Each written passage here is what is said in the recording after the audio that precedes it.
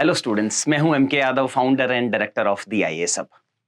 आज हम सब के लिए एक बहुत ही बड़ी अनाउंसमेंट है जो मैं इस वीडियो के एंड में आपके साथ में डिस्कस करूंगा। जो आंसर राइटिंग है, जो मेंस है, जिसके मेजर मार्क्स जुड़ते हैं, क्या आंसर लिखने के तरीके में भी कोई साइंस हो सकती है?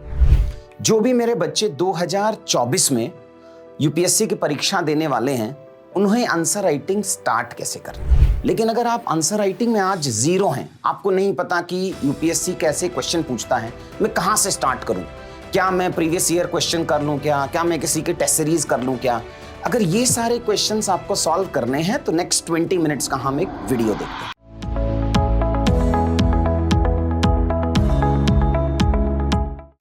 हाय, I am M K Yadav, the founder of the IAS hub. क्या आपको पता है कि जो इंटरव्यू होता है, जो बच्चा एक बार यूपीएससी में सेलेक्ट हो जाता है और वो वापस से रैंक इंप्रूवमेंट के लिए वापस बैठता है इस परीक्षा में, फिर से एग्जाम देता है। Last year 48 IPS they gave the interview again, और टोटल करीब करीब 150 से 180 आईपीएस सेलेक्ट होते हैं।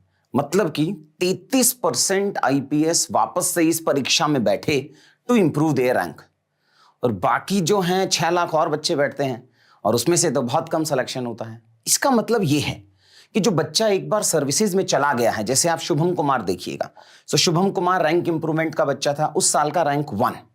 उस साल में रैंक 5 थी ममता यादव, वो भी रैंक इंप्रूवमेंट के बच्चे थे। फिर एक इस जीवानी कार्तिक रैंक 8, वो भी रैंक इंप्रूवमेंट के बच्चे थे।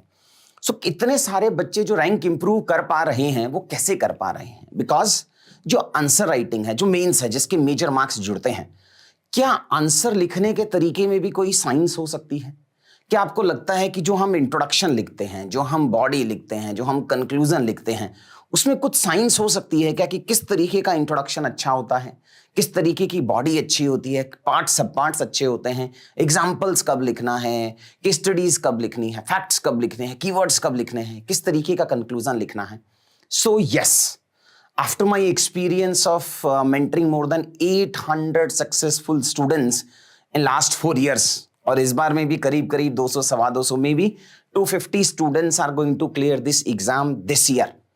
So after having an experience of this much, I have created a knowledge. I have a knowledge की साइंस क्या होगी। जो भी मेरे बच्चे 2024 में यूपीएससी की परीक्षा देने वाले हैं, उन्हें आंसर राइटिंग स्टार्ट कैसे करनी है। सो अगले 20 मिनट में, वीडियो थोड़ा बड़ा है बिकॉज मैंने टॉपर्स के आंसर लिखे हैं, इसमें उनकी कॉपी लगाई है, कौन सा एक अच्छा है, कौन सा खराब है। सो आपको 20-25 मिनट का पूरा वीडियो देखना पड़ेगा।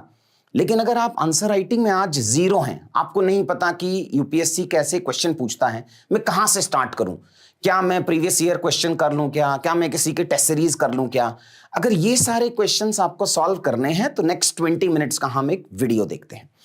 इसमें से जो आंसर राइटिंग है, वो एक आपने इस बजट में फाइनेंस मिनिस्टर ने एक सप्तऋषि का कंसेप्ट दिया है कि अगर इंडिया को 2047 में सर्वश्रेष्ठ बनना है तो ये 7 कंपोनेंट्स हैं जिस पे आपको फोकस करना है।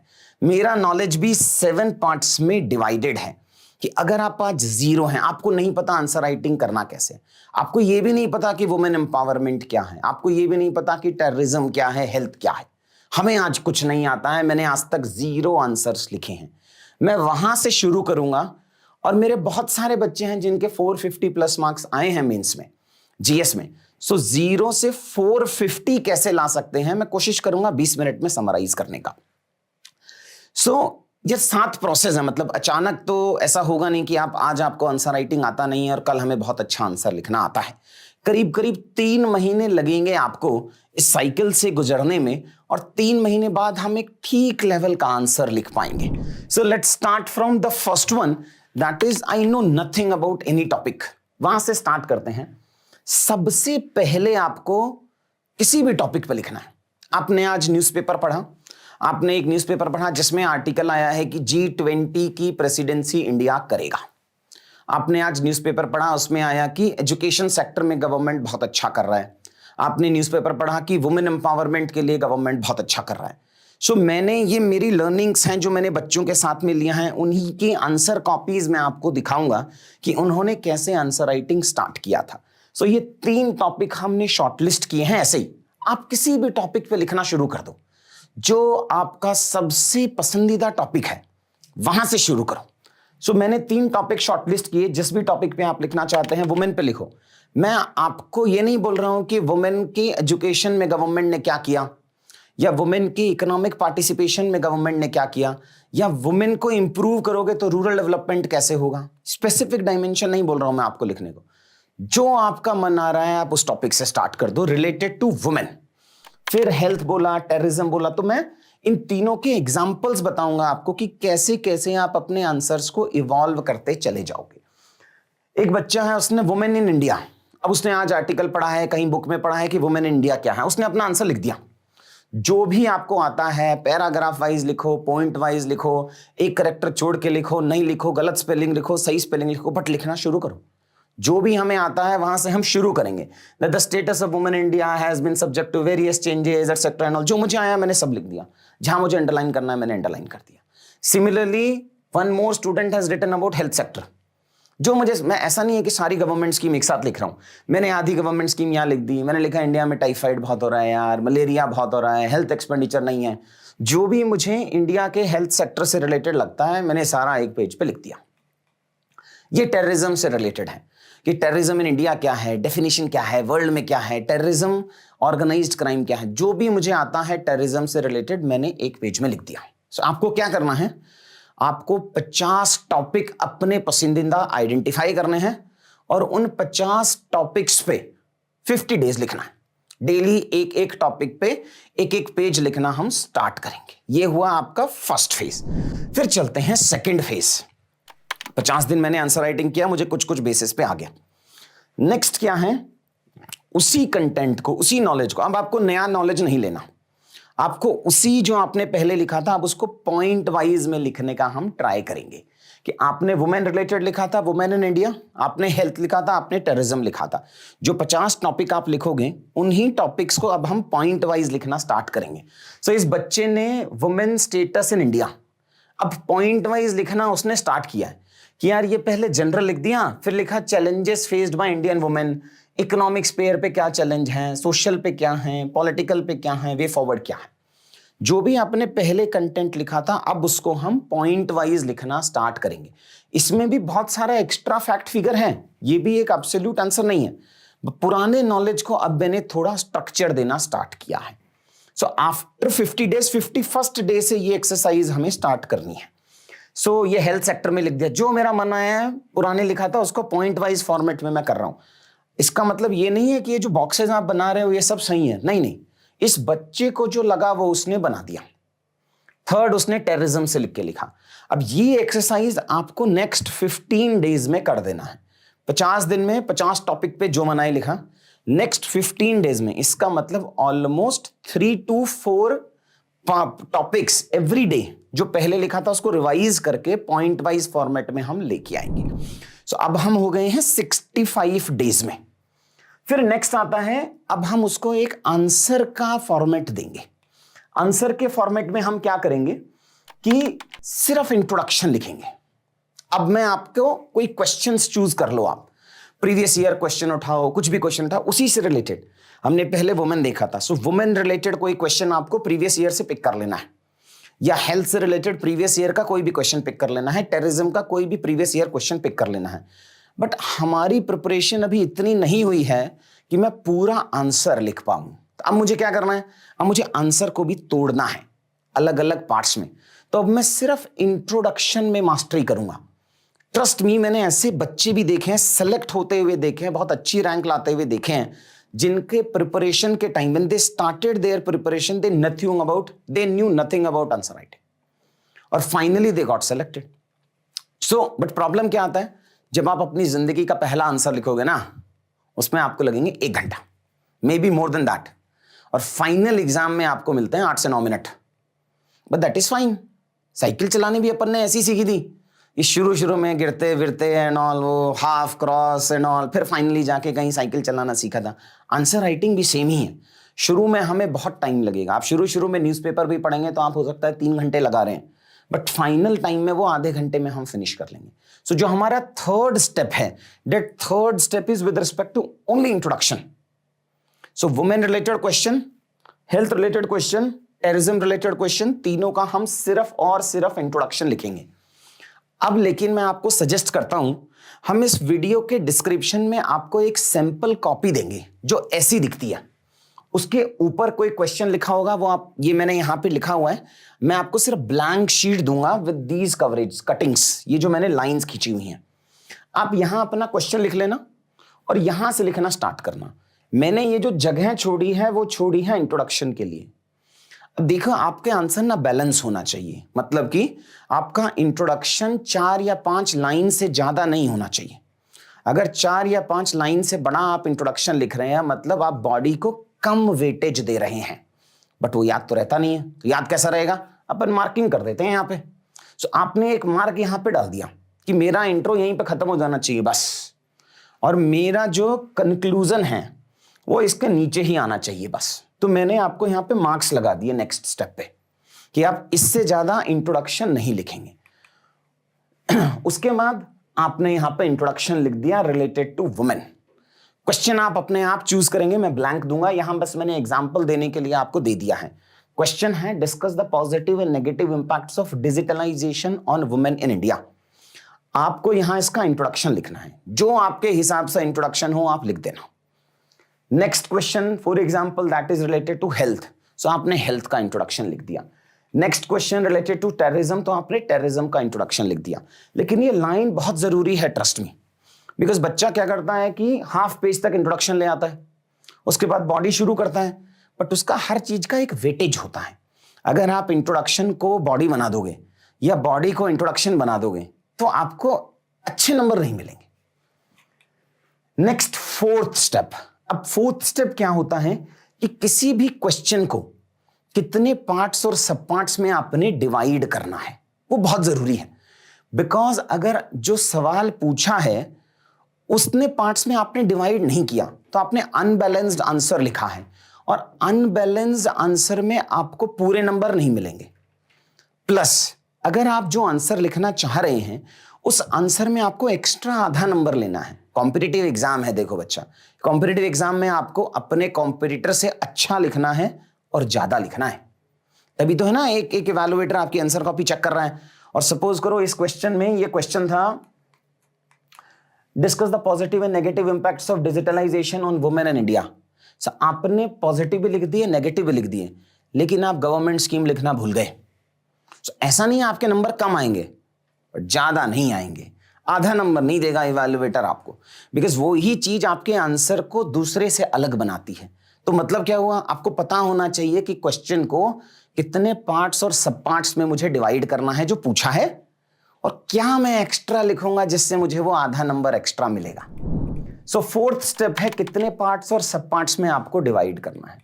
पार्ट सब पार्ट्स के लिए पहले मैंने बॉक्स बनाई है, ठीक है।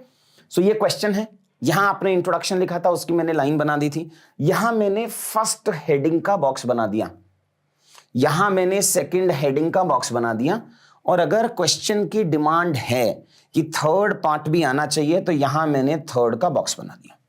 इसके अंदर लिखना क्या है वो नेक्स्ट स्टेप पे आएंगे, बट हाँ मुझे ये पता है कि इस क्वेश्चन को मैं 2 या 3 पार्ट्स में डिवाइड करने वाला हूं। फिर मैंने लिख दिया कि positive and negative impact of digitalization, positive impact, negative impact, याद रखो यहां अपना इंट्रोडक्शन लिखा हुआ है ऑलरेडी।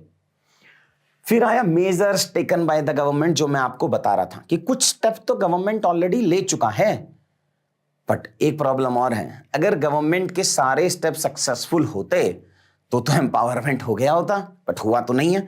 मतलब कुछ और स्टेप्स लेने की जरूरत है, that is way forward, more steps which are required to empower women, वहां से भी हमें आधा नंबर लेना है। सो नेक्स्ट आएगा वे फॉरवर्ड और फिर यहां पे कंक्लूजन। तो ये हमारा चौथा स्टेप चल रहा है।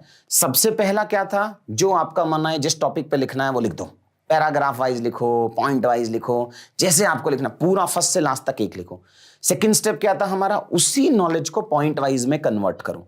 तीसरा पॉइंट क्या था हमारा, क्वेश्चन उठाएंगे और सिर्फ उसका इंट्रोडक्शन इंट्रोडक्शन इंट्रोडक्शन इंट्रोडक्शन लिखते चले जाएंगे, उन्हीं 50 क्वेश्चंस का।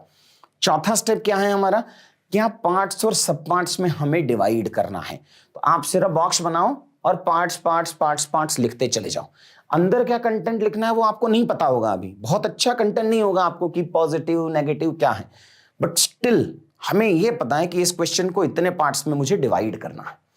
सो ये इन सारे क्वेश्चंस को हमने पार्ट्स सब पार्ट्स में डिवाइड कर दिया। अब आता है पांचवा स्टेप। इससे अपने को सबसे ज्यादा नंबर मिलते हैं। यार उसके अंदर अब लिखें क्या? सो मैंने हेडिंग बना लिया था। हेडिंग के बाद यूजुअली टॉपर्स जो हैं वो पॉइंट वाइज लिखते हैं, पहले पैराग्राफ वाइज लिखते थे, बट अब जितने भी आप टॉपर्स हैं उनकी कॉपी डाउनलोड कीजिएगा। आप गूगल में जाइएगा और कॉपीज देखिएगा। श्रुति शर्मा है, यक्ष चौधरी है, नम्रता चौबे है, ये सब जो हमारे साथ थे, शुभम है वो भी हमारे साथ था। तो इन सृष्टि देशमुख है, बहुत अच्छे आंसर्स लिखते थे। नम्रता जैन है, Namrata got second highest in GS of that year, Srishti got highest of that year. So ये 460, 458 इतने सारे नंबर जो बच्चे लेके आए हैं उनकी कॉपीज आप डाउनलोड कीजिएगा। कुछ कॉपीज हम यहाँ डिस्क्रिप्शन में आपको दे देंगे। जो हमसे एसोसिएटेड बच्चे हैं उनके जो आंसर्स उन्होंने लिखे हैं वो कॉपी हम वीडियो के डिस्क्रिप्शन में दे देंगे, आप डाउनलोड कर लेना उनको। सो अब आप सिर्फ पॉइंट्स लिखो, आगे उसको सब्सटेंशिएट करने का एग्जाम्पल, फैक्ट वो सब मत लिखो। बट अपने हेडिंग लिख दी है, पार्ट्स लिख दिया है, पार्ट्स के अंदर हम point point point point point जो मुझे आ रहा है मैंने वो लिखना स्टार्ट कर दिया। शुरू में आपको लगेगा ये तो सिर्फ पॉइंट है सर, लाइन तो बना ही नहीं, पूरा स्टेटमेंट नहीं बन रहा है, वैल्यू नहीं, उस सबको भूल जाओ यार। इस स्टेप में हमें सिर्फ मल्टीपल डायमेंशंस लिखने हैं, स्कोप दिखाना है हमें कि कितना वेरिड मैं सोच सकता हूं। माइंड इट, यहां मैं टाइम कुछ नहीं कह रहा हूं, आपको चाहे 30 मिनट लग रहे हैं, 35 मिनट लग रहे हैं, 1 घंटा लग रहा है, जितना भी टाइम लग रहा है, बट हमें करना यही प्रोसेस है। सेम हमने सेकंड क्वेश्चन के लिए किया, सेम मैंने यहां पे थर्ड क्वेश्चन के लिए करके दिखाया। अब आता है सिक्स्थ स्टेप। वहां पे आपने पॉइंट जनरेट करा दिए, इंट्रोडक्शन हो गया है, पार्ट सब पार्ट्स हो गए, अंदर का बॉडी हो गया है, अब हमारा कंक्लूजन बचा है। सो अब मैं जाके सिर्फ कंक्लूजन लिखूंगा, पुराना तो सब सॉर्टेड है। अब मैंने सारे क्वेश्चंस के उठा के कंक्लूजन। देखो कंक्लूजन ना सबसे ट्रिकी पार्ट है। क्यों ट्रिकी पार्ट है? जितना आपको नॉलेज होता है वो तो आप बॉडी में लिख चुके होते हो, और कंक्लूजन के टाइम पे आपके पास नॉलेज है उसकी कमी होती आती है, और इवैल्यूएटर तो नंबर आपको कंक्लूजन पढ़ के ही देता है। तो अगर एंडिंग अच्छी नहीं है मूवी की तो फ्लॉप हो जाएगी यार, अच्छे नंबर नहीं मिलेंगे अपने को। इसीलिए मैं बच्चे को जो सिक्स्थ स्टेप है, जो लास्ट स्टेप है, सेवेंथ है, वो बहुत जरूरी है। अब मैं अपने आंसर्स को एनरिच कैसे करूंगा, कैसे मैं बढ़िया कीवर्ड बेस लेके आऊंगा।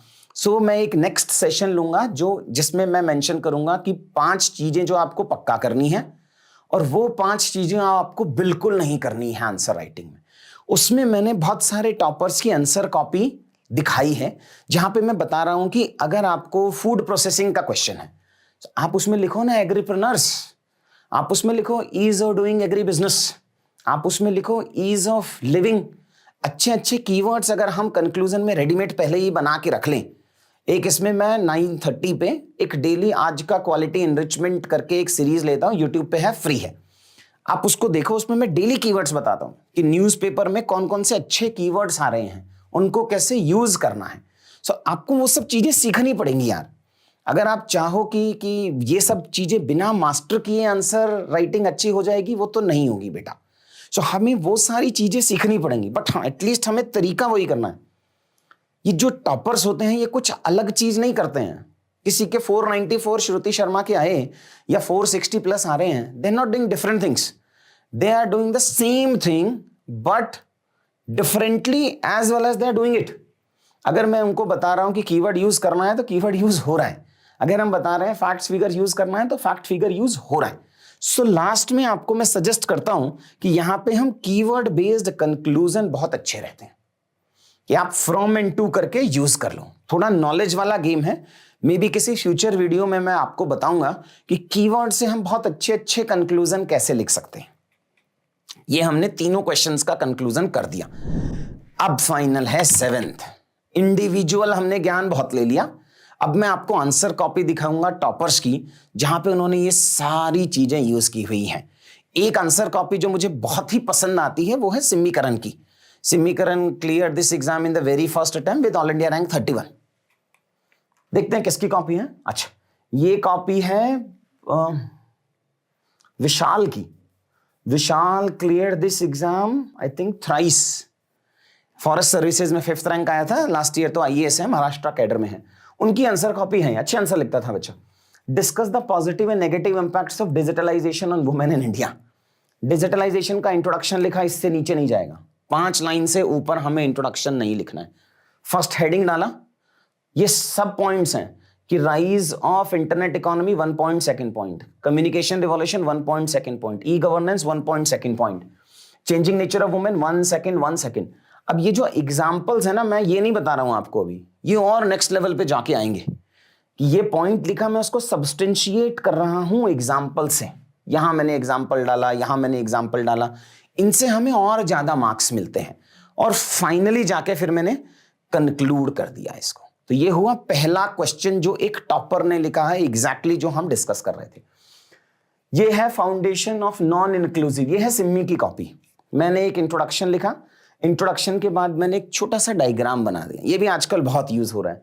फिर मैंने फर्स्ट हेडिंग लिखा, फिर मैंने सेकंड हेडिंग लिखा, फिर मैंने एक और डायग्राम बनाया, फिर मैंने केस स्टडी अलग से लिखा है, फिर मैंने चैलेंजेस लिखा है, और फिर मैंने कंक्लूजन लिखा है। देखो ये कीवर्ड का बहुत अच्छे से यूज करती थी कि one health approach is an innovative and collaborative path.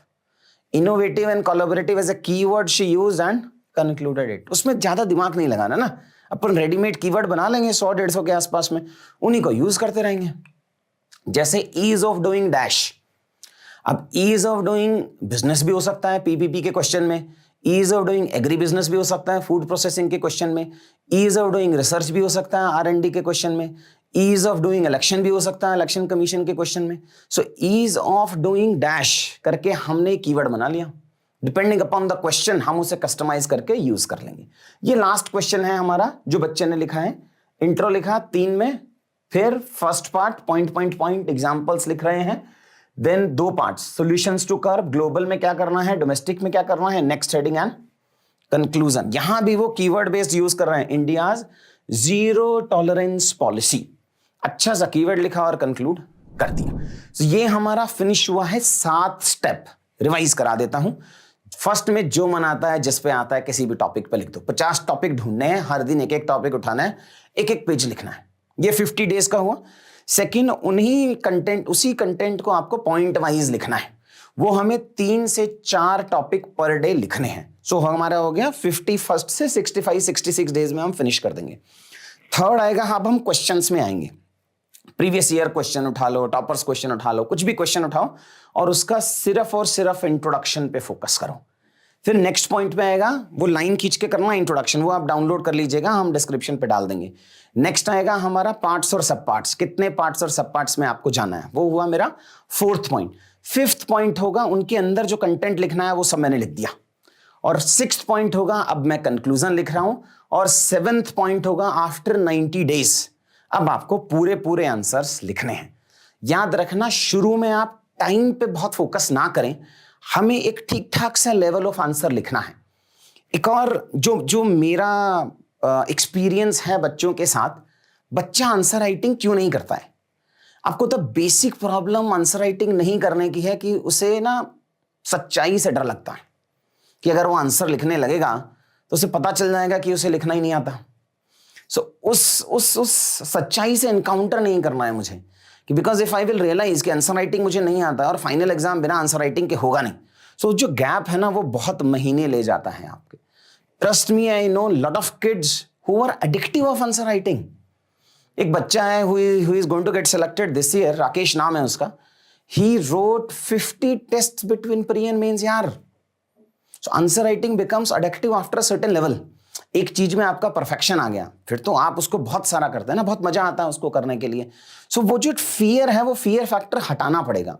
Majority of the kids they started from scratch, zero से ही शुरू करते हैं जहां कुछ नहीं आता है, और उसके बाद उस लेवल पे आते हैं जहां से आप पास करके IAS बन जाते हैं। लास्ट जो है, perfection is not attainable, but if we chase perfection we can catch at least excellence, जो सही है। बच्चा क्या करता है, उसको लगता है फर्स्ट डे मेरा आंसर बहुत बढ़िया होना चाहिए। ऐसा नहीं होता, स्टेप बाय स्टेप पे ही चलेंगे ना हम। सो ये जो 7 स्टेप्स बताए हैं, इसको फॉलो करो। 90 डेज के आसपास की ये एक्सरसाइज है। जो भी बच्चा 2024 दे रहा है, trust me, answer writing is a science and we can master it. देखो, मेरा मानना यह है कि देश का हर जो युवा है उसमें बहुत बड़ी काबिलियत है, वो अपने सपने पूरे कर सकता है। लेकिन उन सपनों को पूरा करने के पीछे कुछ परिस्थितियां अच्छी नहीं होती हैं। कभी फाइनेंशियल कंस्ट्रेंट आ जाता है, कभी नॉलेज कंस्ट्रेंट आ जाता है, कभी डायरेक्शन की प्रॉब्लम आ जाती है। लेकिन 1000 से ज्यादा बच्चों को पिछले 5 साल में यूपीएससी की परीक्षा पास कराने में मैंने मदद की है, और आप सबका बड़े भाई होने के नाते मेरी ये रिस्पॉन्सिबिलिटी बनती है कि मैं आपकी कुछ हेल्प कर सकूं। मैं बहुत ही एक्साइटेड हूं आपके साथ ये शेयर करने के लिए कि जो भी बच्चा मुझसे फाउंडेशन की क्लासेस लेना चाहता है, जो पढ़ना चाहता है, जो आईएएस बनना चाहता है, लेकिन उसके पास फाइनेंशियल कंस्ट्रेंट है, तो हम एक बहुत ही बड़ी स्कॉलरशिप आपके लिए लेके आ रहे हैं। जिस भी बच्चे को वो स्कॉलरशिप एनरोल करनी है, नीचे डिस्क्रिप्शन में हमने एक लिंक दिया है, उसको बहुत अच्छे से भरो। एक स्कॉलरशिप का छोटा सा हम टेस्ट लेंगे आपका, और जिस टेस्ट में जैसी आपकी परफॉर्मेंस होगी उसके हिसाब से हम आपको स्कॉलरशिप देंगे। सो आओ यूपीएससी की परीक्षा शुरू करते हैं और तैयारी शुरू करते हैं। Thank you.